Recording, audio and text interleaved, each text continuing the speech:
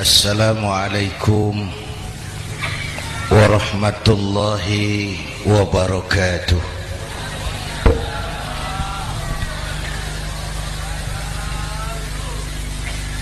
Alhamdulillahi wa kafa,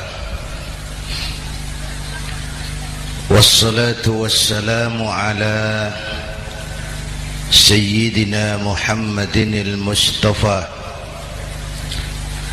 wa ala alihi wa ashabihi ahli sidqi wal wafa, amma ba'd.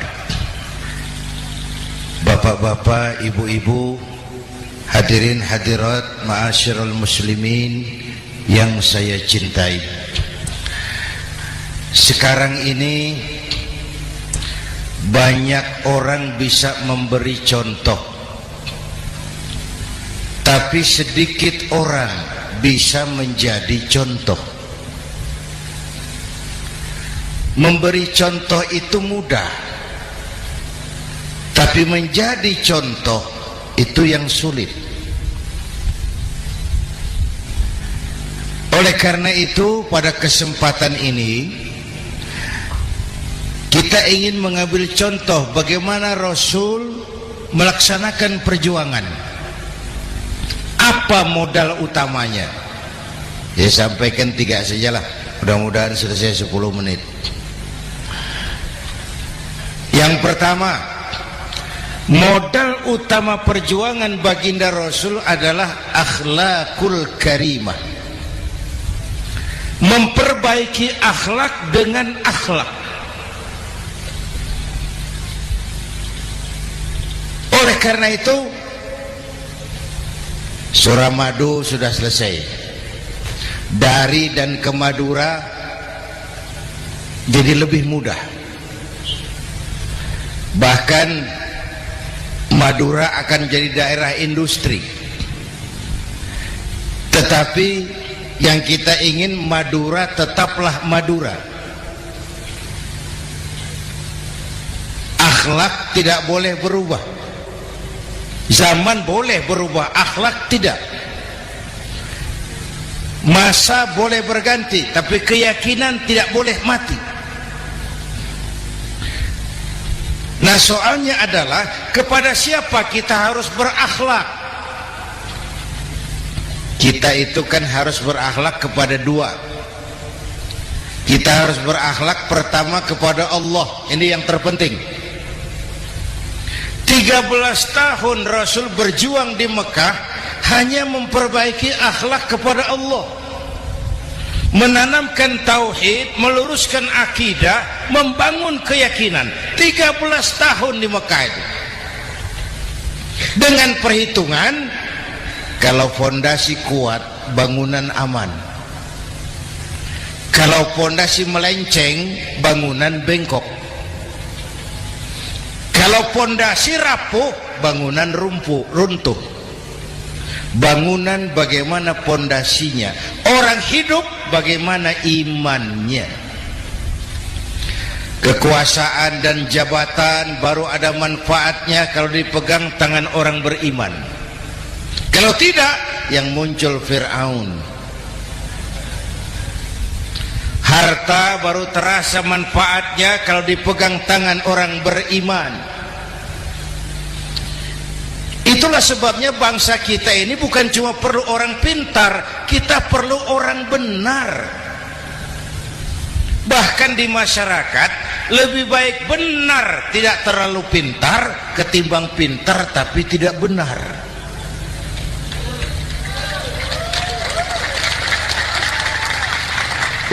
Kalau sudah pintar tidak benar, rusak rakyat itu, Pak. Disuruh ngurus beras malah nimbun beras.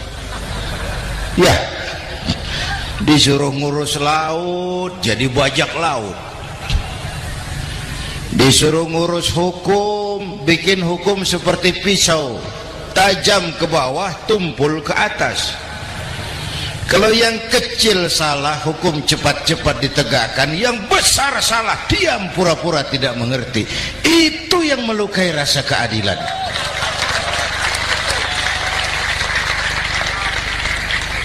dari akhlak kepada Allah. Bagaimana cara berakhlak kepada Allah? Caranya dua. Pertama, jangan menyekutukannya dengan sesuatu pun. Yang kedua, jangan menyembah kecuali hanya kepadanya. Itu akhlak kepada Allah.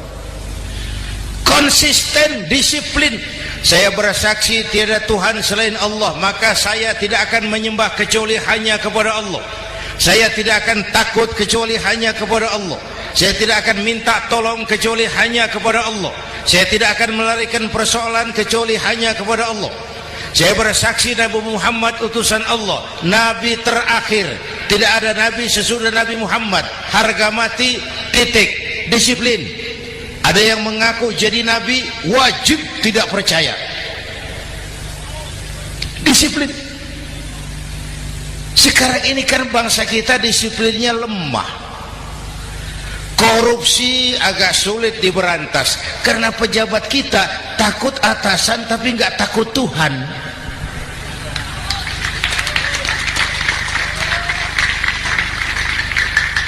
Itu sama dengan anak muda naik sepeda motor ngebut, lampu merah jalan terus, di stop sama polisi.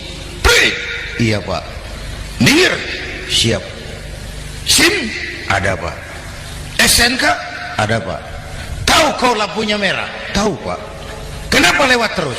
Saya nggak tahu, ada bapak. Itu disiplin kita. Tenang bener jawabnya, kayak orang nggak salah.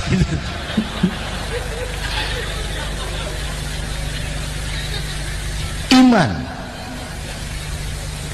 Apalagi belakangan ini saya sering bilang gini pak, ini humor tapi agak tasawuf. Orang yang paling tenang hidupnya itu tukang parkir. Coba lihat tukang parkir, walaupun mobil banyak, mereknya bagus-bagus, tidak pernah sombong. Tenang. Nanti mobil pergi satu demi satu, habis sama sekali, dia tidak sedih. Tenang. Mobil banyak tidak sombong, mobil habis tidak sedih. Apa rahasianya? Ternyata, ini tasawufnya di sini. Tukang parkir tidak merasa memiliki, tapi merasa dititipi. Wah itu. Siapa saja yang merasa memiliki, bersiaplah kehilangan, dan itu menyakitkan. Tapi kalau merasa dititipi, jabatan, harta, anak, istri, semua titipan, hiduplah seperti tukang parkir. Pertama, titipan tidak boleh bikin kita sombong. Dititipi kok sombong, tidak pantas ya. Pak Zainuddin titip mobil ya, silakan. Yang punya mobil pergi, saya peteteng. Tidak pantas dititipi kok sombong. Ada orang dititipi jabatan oleh Allah sombong. Dititipi sombong. Ada enggak pejabat sombong? Ada. Namanya Fir'aun. Itu pejabat-pejabat sombong anak buah Fir'aun semua. Dititipi harta oleh Allah, jadi orang kaya sombong, sama tetangga tidak mau kenal, orang lain kecil semua, jalan tidak injak tanah, kuntilanak. Yang kedua penting, titipan harus dijaga baik-baik. Kalau tidak, yang nitip marah. Yang nitip marah.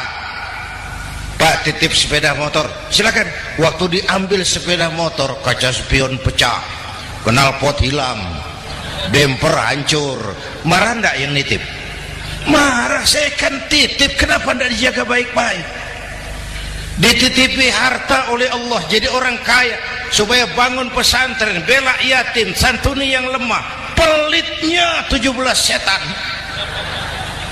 Yang nitip marah. dititipi jabatan oleh Allah, isinya korupsi saja, yang nitip marah.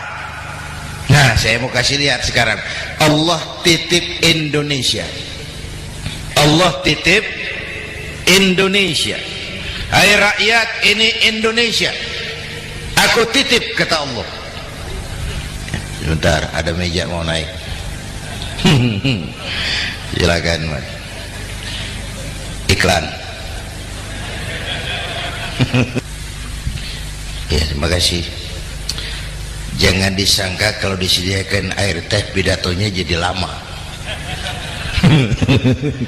Dekorasi ini kok. Sampai mana tadi? Hai rakyat, ini Indonesia, aku titip, kata Allah. Ini negara besar dan kaya. Titipan ini ditebus dengan keringat, air mata, darah, dan nyawa. Ini bedanya. Malaysia memang merdeka, tapi diberi Inggris. Singapura merdeka, diberi Inggris. Indonesia merdeka, keringat, air mata, darah, dan nyawa. Ini negara aku titip, kata Allah. Ini negara besar dan kaya. Buminya subur. Di atas perut buminya segala tanaman hidup. Di bawah perut buminya ada gas, minyak, batu bara. Lautnya kaya, hutannya kaya. Kekayaan negeri ini harus digunakan bagi sebesar-besar kemakmuran rakyat. Itu amanat konstitusi. Disalahgunakan, dikorupsi, yang nitip marah. Yang nitip marah. Kalau dia marah, dia suruh makhluknya yang lain negur. Siapa? Merapi, Bromo, anak Krakatau. Itu Merapi demo, Pak. Kalau kita rakyat demo, anak buahnya Pak Danres turun. Tapi kalau Merapi demo, siapa yang mau ngatasi? Mbak Marijan. Selesai. Sekarang Mbah Marijan sudah kumpul sama Mbah Surip di alam barzah, dia sudah ketemu dia. Kata Mbah Surip, tenang Mbah Marijan, tak gendong, aman sudah. Aman sudah. Saya mau bilang Merapi itu makhluk, Krakatau itu makhluk, Bromo itu makhluk. Tidak mungkin makhluk bergerak dengan sendirinya, pastilah ada yang menggerakkan. Maka baik-baiklah sama yang bikin angin supaya bertiupnya sesuai keperluan. Baik-baik dengan yang bikin air supaya datangnya sesuai kebutuhan. Baik-baik sama yang bikin gunung supaya meletusnya pelan-pelan.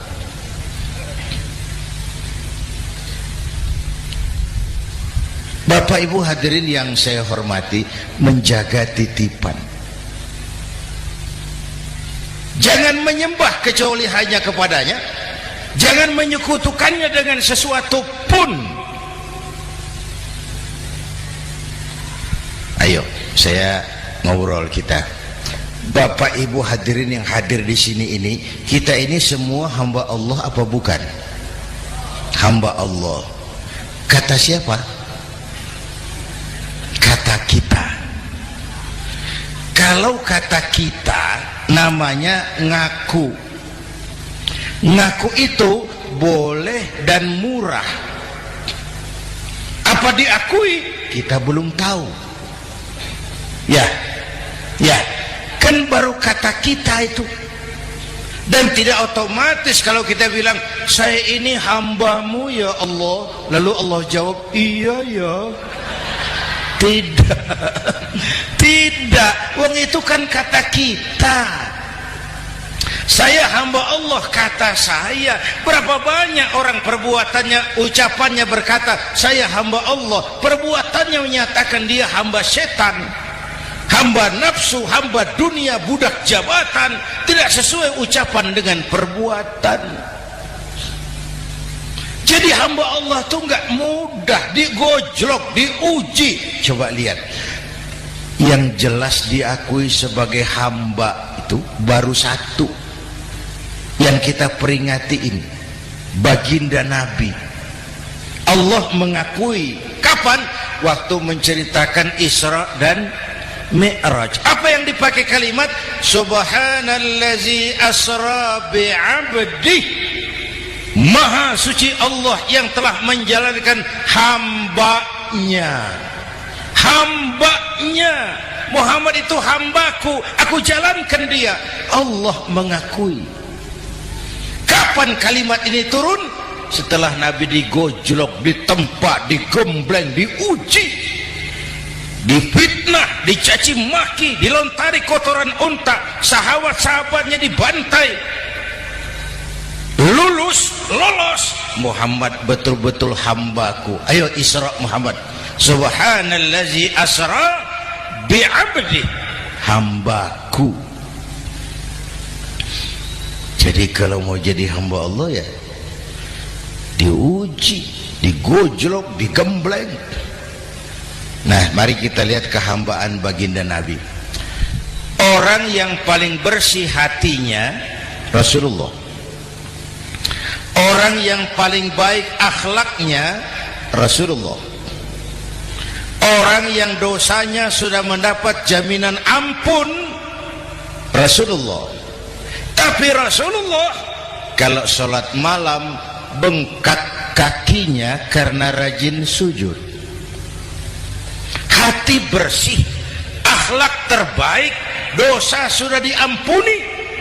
Tapi kalau sholat malam kakinya bengkak karena rajin sujud. Saya tahu di sini juga banyak yang kakinya bengkak. Cuma urusannya apa, itu urusan masing-masing. Pada tingkat seperti itu Rasulullah, saya perlu Allah, saya perlu Allah, saya perlu Allah. Yang 100 tahun kita bangun selesai oleh gempa 3 menit. Ya, yang 100 tahun kita bangun ternyata selesai oleh gempa 3 menit. Kita perlu Allah, kita perlu Allah. Makanya musibah itu kan kalau menimpa orang baik-baik namanya ujian. Kalau menimpa orang setengah baik itu paru-paru yang bikin malaikat bingung. Sholat rajin, maksiat tekun, baca Quran mau, fitnah orang hobi, ngaji nyolong jalan terus. Untung di sini nggak ada yang begitu. Di Jakarta banyak. Di sini insya Allah sama. Jakarta. Orang separuh-separuh seperti itu kalau dapat musibah itu namanya teguran, bukan ujian. Kenapa ditegur? Lalai. Nah, kalau orang jahat dapat musibah itu namanya persekot. Uang muka tanda jadi. Kontannya nanti di akhirat. Kalau diuji bukan saja harus sabar tapi harus lulus. Kalau ditegur introspeksi, perbaiki yang kurang, kurangi yang memang berlebihan. Bertali-tali, bersambung-sambung musibah ini. Dan musibah kalau datang tidak pernah memilih, tidak pernah memilih. Bapak Ibu hadirin yang saya muliakan, jadi mari yang pertama jaga akhlak kita kepada Allah. Jangan menyekutukannya dengan sesuatu pun, jangan menyembah kecuali hanya kepadanya. Sekarang kan musim entertain, orang pandai membangun pencitraan, orang pinter bikin bungkusan. Sekarang ini kiai sama dukun tipis bedanya. Bener Pak, pemburu hantu pakai sorban, pakai gamis, nanti kiai pakai helm. Atribut sudah kacau sekarang ini, siapa pakai apa.